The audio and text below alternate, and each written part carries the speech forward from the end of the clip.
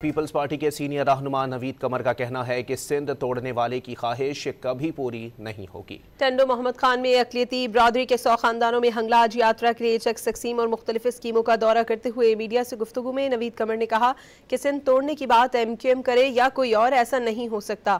16 दिसंबर सानिहा कभी फरामोश नहीं किया जा सकता। जो भी अनासर हमारे बच्चों के दुश्मन हैं वो हमारे भी दुश्मन हैं। उनका कहना था कि वफाक में पीपल्स पार्टी की हुकूमत नहीं, लेकिन इसके बावजूद बेनज़ीर इनकम सपोर्ट और हारी कार्ड तकसीम किए जा रहे हैं।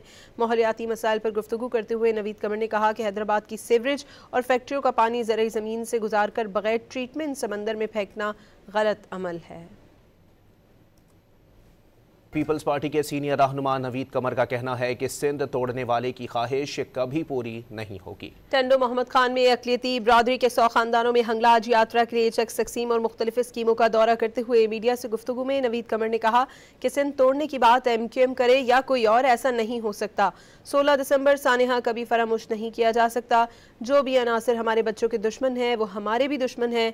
उनका कहना था कि वफाक में पीपल्स पार्टी की हुकूमत नहीं, लेकिन इसके बावजूद बेनज़ीर इनकम सपोर्ट और हारी कार्ड तकसीम किए जा रहे हैं। माहौलियाती मसाइल पर गुफ्तगू करते हुए नवीद कमर ने कहा कि हैदराबाद की सीवरेज और फैक्ट्रियों का पानी ज़रई ज़मीन से गुजार कर बगैर ट्रीटमेंट समंदर में फेंकना गलत अमल है।